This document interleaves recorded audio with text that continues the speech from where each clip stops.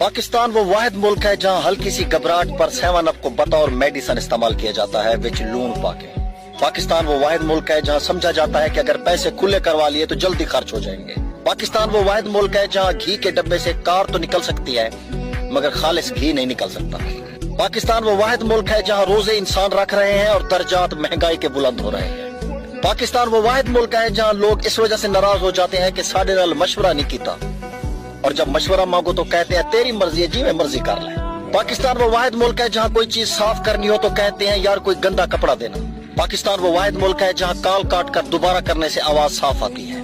पाकिस्तान वो वाहिद मुल्क है जहां फोन करके बताना पड़ता है कि यार व्हाट्सएप पर मैसेज किया है वो चेक कर। पाकिस्तान वो वाहिद मुल्क है जहां अपना ही उधार वापस लेने के लिए दलील देनी पड़ती है कि किस लिए चाहिए।